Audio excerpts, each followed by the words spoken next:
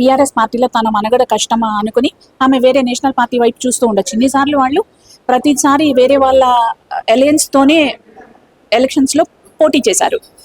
అదే ప్రకారంగా ఆమె ఇప్పుడు నేషనల్ పార్టీ వైపు చూస్తూ ఉండొచ్చు, కానీ బీజేపీ పార్టీలో జాయిన్ అవుతుంది అని నేనైతే అనుకోవట్లేదు. ఇప్పుడు మొదటి నుంచి కూడా బీఆర్ఎస్ బీజేపీ ఒకటే అనే చెప్పేసి మన తెలంగాణ రాష్ట్ర వ్యాప్తంగా కూడా నడిచినటువంటి విషయం. మరి ఇప్పుడు వాస్తవానికి బీజేపీలోకి వస్తుంది అనే ఆలోచన ఉంది. ఇంకోటి ఆ లేఖ రిలీజ్ చేయడానికి కూడా బీజేపీ కోవటే ఎవరో ఉన్నారు అన్నట్లు కూడా బయటకైతే వచ్చినటువంటి విషయం. దీని గురించి మీరేం చెప్తారు? బీజేపీ కోవర్టులు ఉన్నారని అయితే నేను అనుకోవట్లేదు. మరి ఇన్ని హండ్రెడ్స్ ఆఫ్ లెటర్స్ వాళ్ళ నాన్నకి రాసిన, ఒక తండ్రికి కూతురు లెటర్ రాయడం ఒక రకమైన పద్ధతి, లేదా ఒక బీఆర్ఎస్ పార్టీ అధినేతగా పార్టీ కార్యకర్తగా ఆమె లెటర్ రాసిందా లేకపోతే వాళ్ళ నాన్నకి లెటర్ రాసిందా అనేది ఫస్ట్ కంక్లూజన్కి రావాలి మనం. పర్సనల్ లెటర్ అన్నప్పుడు నా ఫ్యామిలీలో నా యొక్క పొజిషన్ ఏంటని వాళ్ళ నాన్నకి ఆమె ఆవేదన వ్యక్తం చేసుకుని ఉండొచ్చు. దాన్ని ఎందుకు ఇంత పొలిటికల్ చేస్తున్నారు? ఎప్పుడు బీజేపీ బీఆర్ఎస్తో కలిసి లేదు. నేను అందుకే మీకు ఎలక్షన్ ప్రస్తావన చేసింది 2004లోను 2009లోను 2014లోను ఎందుకు చేశాను అంటే, ఏ రోజు బీజేపీ బీఆర్ఎస్తో కలిసి లేదు. సో ఫ్యూచర్లో వారు వస్తాము అంటే పొలిటికల్ పార్టీగా ఎవరైనా మా పార్టీలో జాయిన్ అవుతానంటే జాయిన్ చేసుకునేదానికి నాకు ఎటువంటి రైట్స్ లేవు. నేషనల్ పార్టీ ఎటువంటి స్టాండ్ తీసుకుంటే మేము ఆ స్టాండ్కి బైండ్ అయి ఉంటాము తప్ప వారు జాయిన్ అవుతారా జాయిన్ అవ్వరా అనే దాన్ని నేను ప్రత్యేకంగా చెప్పాల్సిన అవసరం లేదనేది నా. మా పార్టీలో నాకు తెలిసినంత వరకు మా పార్టీలో కోవర్టులు ఉన్నారని అయితే నేను అనుకోవట్లేదు. అటువంటి కోవర్టులు ఎవరైనా ఉంటే అది రాష్ట్ర అధినాయకత్వము లేదా నేషనల్ పార్టీ వాళ్ళు చూసుకొని ఎవరేం చేస్తున్నారు అనేది ప్రతి ఒక్కరి పైన అవగాహన అనేది మా రాష్ట్ర అధినాయకత్వానికి అందరిపైన, చిన్న సాధారణ బూత్ స్థాయి కార్యకర్త పైన కూడా అభిప్రాయం ఉంటుంది. సో బీజేపీ పార్టీలో పనిచేసే ప్రతి ఒక్కరు పార్టీ కోసం, దేశం కోసం, ధర్మం కోసం పనిచేస్తారే తప్పితే కోర్టులుగా పనిచేస్తారని మాత్రం నేను అనుకోవట్లేదు. మేడం, ఇంకో విషయం కూడా చూసుకున్నట్లయితే గోషమల్లి ఎమ్మెల్యే రాజాసింగ్ గారు కూడా కవిత మాట్లాడినటువంటి విషయం అది అక్షరాల వాస్తవం, సేమ్ అదే జరుగుతుందని చెప్పేసి అన్నారు. రాజాసింగ్ గారు చేసినటువంటి వ్యాఖ్యల పైన మీ అభిప్రాయం ఏంటి? ఇది రాజాసింగ్ గారి పర్సనల్ ఒపీనియన్. రాజాసింగ్ గారి పర్సనల్ ఒపీనియన్ని తీసుకొచ్చి మళ్ళీ వారు అలా మాట్లాడారు కాబట్టి దాని మీద మీ ఒపీనియన్ అంటే, నేను వారి మాట్లాడిన మాటల్ని వక్రీకరించేంత స్థాయిలో నేను లేననేది నా ఒపీనియన్.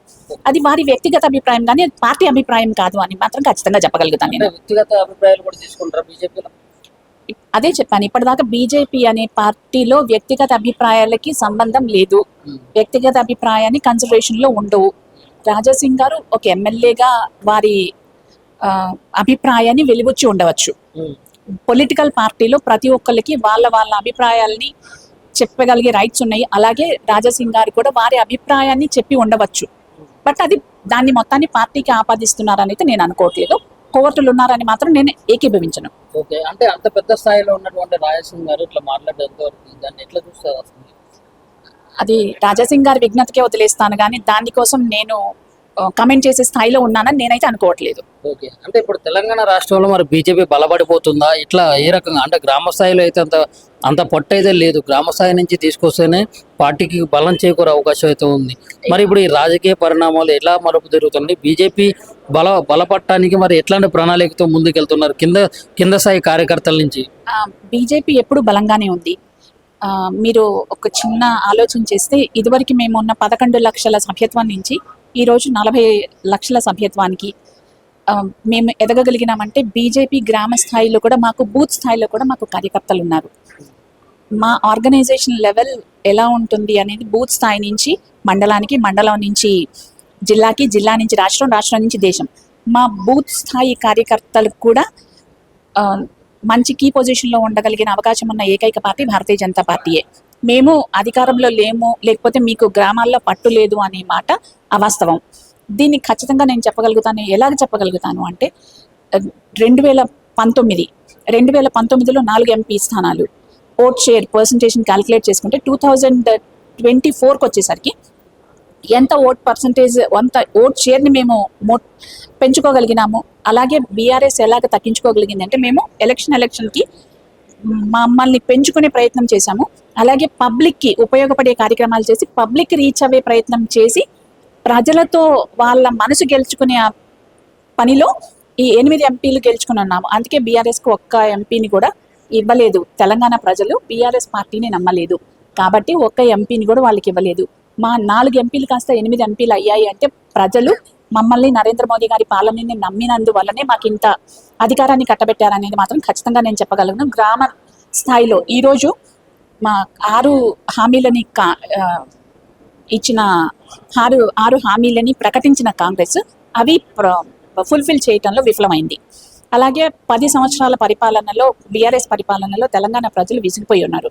సో ఇప్పుడు బీజేపీ అనేది వారికి చాలా ఆశాజ్యోతిగా కనిపిస్తుంది. కాబట్టి ఖచ్చితంగా గ్రామ స్థాయి నుంచి మా క్యాడర్ని పెంచుకుంటూ అలాగే మేము కూడా అధికారంలోకి వచ్చేదానికి ప్రయత్నం చేస్తాం. తప్పేం లేదు కదా, బీయింగ్ ఏ పొలిటికల్ పార్టీ అధికారంలోకి రావడానికి ప్రజా సంక్షేమం కోసమే ప్రయత్నం చేస్తాము. ఆ ప్రజా సంక్షేమంలో మేము నెక్స్ట్ తెలంగాణలో బీజేపీ గవర్నమెంట్ని ఫామ్ చేస్తుంది. మీకు ఈరోజు డేట్ గుర్తుపెట్టుకోండి, నెక్స్ట్ అసెంబ్లీ ఎలక్షన్స్లో బీజేపీ తెలంగాణ అధికారంలోకి వస్తుంది. ఇన్ని రోజులు అంటే మీన్స్ కవిత గారు ఎలా ఉన్నారు, తెలంగాణ జాగృతిలో వారికి ఒక గౌరవ స్థానం ఇచ్చింది వాళ్ళ బీఆర్ఎస్ పార్టీ. కేసీఆర్ గారు కూతురు, ఒక రాష్ట్ర ముఖ్యమంత్రి కూతురు. సో ఇన్ని సంవత్సరాలు అధికారాన్ని అనుభవించిన తర్వాత సడన్లీ ఒకటేసారి వాళ్ళ అధికారాన్ని కోల్పోయిన తర్వాత మనస్థిమితం లేక ప్రాపర్ జైలుకి వెళ్ళొచ్చిన తర్వాత వాళ్ళు ఏమి ఆలోచన లేని మాటలు మాట్లాడుతున్నారు అనేది నా ఒపీనియన్. ఓకే, మరి నిజంగా వాస్తవానికి ఇప్పుడు తెలంగాణ వచ్చిన తర్వాత ఇప్పుడు ఈ 10 ఏళ్ళు వాళ్ళ పాలన నడిచింది.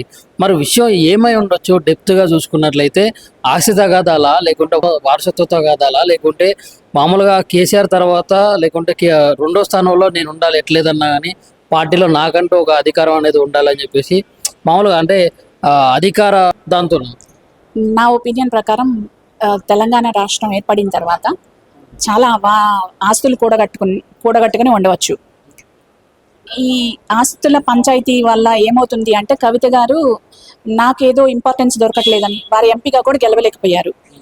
ఎంపీగా గెలవలేకపోయినందుకు వాళ్ళ ఫాదర్ ముఖ్యమంత్రిగా ఉన్నారు కాబట్టి వారు ఏదో ఎమ్మెల్యే కోటాల్లో ఎమ్మెల్సీ తీసుకొచ్చుకోగలిగారు. సో ఎమ్మెల్సీగా ఉన్నారు. సో ఎమ్మెల్సీ ఇబ్బంది కావచ్చు, లేకపోతే వారిని floor leader BRS MLC floor leader చేయలేదనే ప్రాబ్లం కావచ్చు. అలాగే వారి అన్నకి ప్రతిరోజు ప్రెస్ మీట్లలో ఈ మధ్య కేటీఆర్ గారు ఇవే చెప్తున్నారు తప్పితే వీరికి కవిత గారికి ఎటువంటి ఇంపార్టెన్స్ లేదు అనే అభిప్రాయం అక్కసుతో ఆస్తులు కూడా వాళ్ళ అన్నకే ఎక్కువ ఉంది తనకి లేదనే అభిప్రాయంతో కవిత గారు ఇట్లాంటి ఆరోపణలు చేస్తూ ఉండొచ్చు. అది మనం చూస్తున్నాము.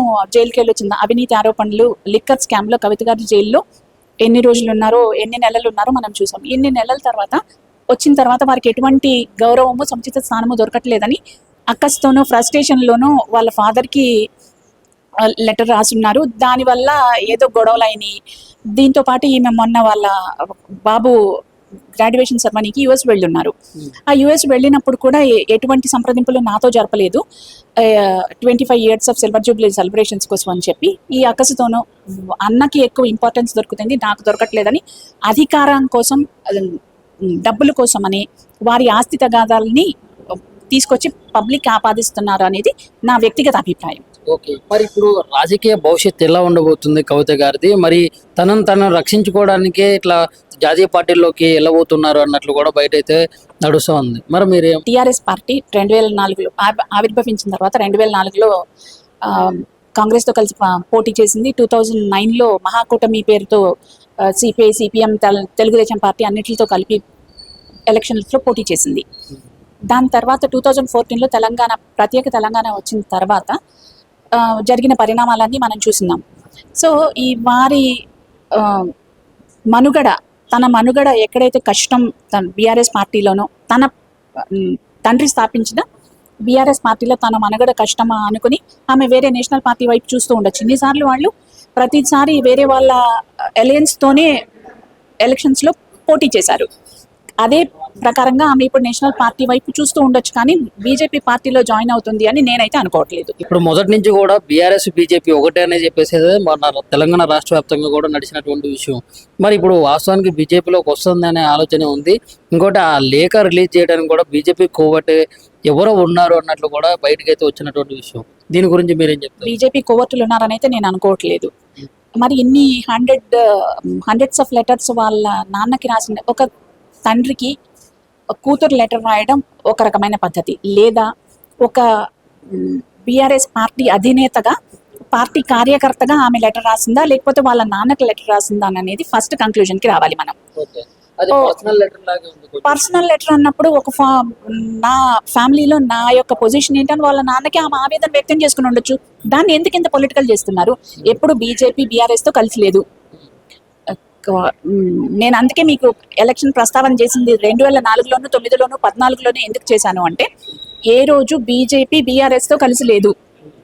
సో ఫ్యూచర్లో వారు వస్తాము అంటే పొలిటికల్ పార్టీగా ఎవరైనా మా పార్టీలో జాయిన్ అవుతానంటే జాయిన్ చేసుకునే దానికి నాకు ఎటువంటి రైట్స్ లేవు. నేషనల్ పార్టీ ఎటువంటి స్టాండ్ తీసుకుంటే మేము ఆ స్టాండ్కి బైండ్ అయి ఉంటాము తప్ప వారు జాయిన్ అవుతారా జాయిన్ అవ్వరా అనే దాన్ని నేను ప్రత్యేకంగా చెప్పాల్సిన అవసరం లేదనేది నా బీజేపీ పార్టీలో కోవట్లు ఉంటాయి.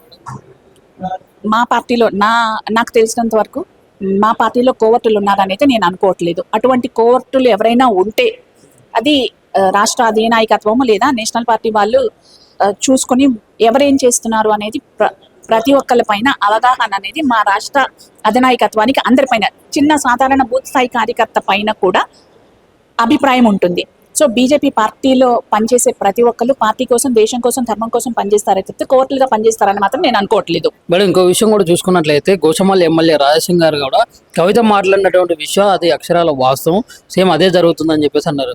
రాజసింగ్ గారు చేసినటువంటి వ్యాఖ్యల పైన మీ అభిప్రాయం ఏంటి? ఇది రాజాసింగ్ గారి పర్సనల్ ఒపీనియన్. రాజాసింగ్ గారి పర్సనల్ ఒపీనియన్ని తీసుకొచ్చి మళ్ళీ వారు అలా మాట్లాడారు కాబట్టి దాని మీద మీ ఒపీనియన్ అంటే నేను వారు మాట్లాడిన మాటల్ని వక్రీకరించేంత స్థాయిలో నేను లేననేది నా ఒపీనియన్. అది వారి వ్యక్తిగత అభిప్రాయం కానీ అది పార్టీ అభిప్రాయం కాదు అని మాత్రం ఖచ్చితంగా చెప్పగలుగుతాను నేను. వ్యక్తిగత అభిప్రాయాలు కూడా తీసుకుంటారా బీజేపీలో? అదే చెప్పాను, ఇప్పటిదాకా బీజేపీ అనే పార్టీలో వ్యక్తిగత అభిప్రాయాలకి సంబంధం లేదు. వ్యక్తిగత అభిప్రాయాన్ని కన్సిడరేషన్ లో ఉండవు.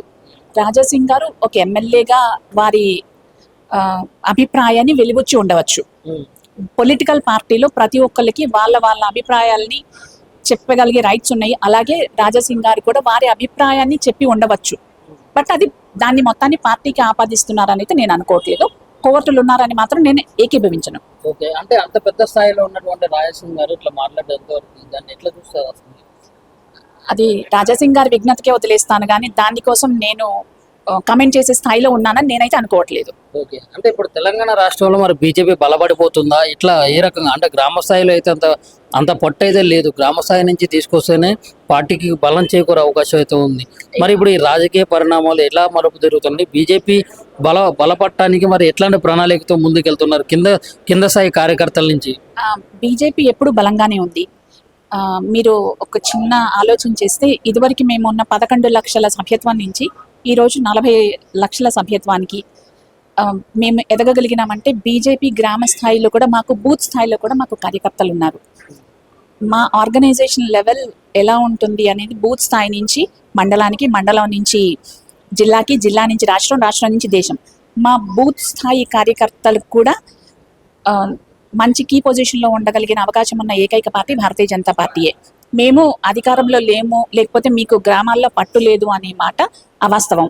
దీన్ని ఖచ్చితంగా నేను చెప్పగలుగుతాను. ఎలాగ చెప్పగలుగుతాను అంటే 2019లో 4 ఎంపీ స్థానాలు ఓట్ షేర్ పర్సంటేజ్ని క్యాలిక్యులేట్ చేసుకుంటే 2024కి వచ్చేసరికి ఎంత ఓట్ షేర్ని మేము పెంచుకోగలిగినాము. అలాగే బీఆర్ఎస్ ఎలాగ తగ్గించుకోగలిగింది అంటే మేము ఎలక్షన్కి మమ్మల్ని పెంచుకునే ప్రయత్నం చేశాము. అలాగే పబ్లిక్కి ఉపయోగపడే కార్యక్రమాలు చేసి పబ్లిక్ రీచ్ అయ్యే ప్రయత్నం చేసి ప్రజలతో వాళ్ళ మనసు గెలుచుకునే పనిలో ఈ 8 ఎంపీలు గెలుచుకుని ఉన్నాము. అందుకే బీఆర్ఎస్కి ఒక్క ఎంపీని కూడా ఇవ్వలేదు. తెలంగాణ ప్రజలు బీఆర్ఎస్ పార్టీని నమ్మలేదు కాబట్టి ఒక్క ఎంపీని కూడా వాళ్ళకి ఇవ్వలేదు. మా 4 ఎంపీలు కాస్త 8 ఎంపీలు అయ్యాయి అంటే ప్రజలు మమ్మల్ని నరేంద్ర మోదీ గారి పాలనని నమ్మినందువల్లనే మాకు ఇంత అధికారాన్ని కట్టబెట్టారనేది మాత్రం ఖచ్చితంగా నేను చెప్పగలను. గ్రామ స్థాయిలో ఈరోజు మా 6 హామీలని ఇచ్చిన 6 హామీలని ప్రకటించిన కాంగ్రెస్ అవి ఫుల్ఫిల్ చేయటంలో విఫలమైంది. అలాగే 10 సంవత్సరాల పరిపాలనలో బీఆర్ఎస్ పరిపాలనలో తెలంగాణ ప్రజలు విసిగిపోయి ఉన్నారు. సో ఇప్పుడు బీజేపీ అనేది వారికి చాలా ఆశాజ్యోతిగా కనిపిస్తుంది కాబట్టి ఖచ్చితంగా గ్రామ స్థాయి నుంచి మా క్యాడర్ని పెంచుకుంటూ అలాగే మేము కూడా అధికారంలోకి వచ్చేదానికి ప్రయత్నం చేస్తాం. తప్పేం లేదు కదా. బీయింగ్ ఏ పొలిటికల్ పార్టీ అధికారంలోకి రావడానికి ప్రజా సంక్షేమం కోసమే ప్రయత్నం చేస్తాము. ఆ ప్రజా సంక్షేమంలో మేము నెక్స్ట్ తెలంగాణలో బీజేపీ గవర్నమెంట్ని ఫామ్ చేస్తుంది. మీకు ఈరోజు డేట్ గుర్తుపెట్టుకోండి. నెక్స్ట్ అసెంబ్లీ ఎలక్షన్స్లో బీజేపీ తెలంగాణ అధికారంలోకి వస్తుంది.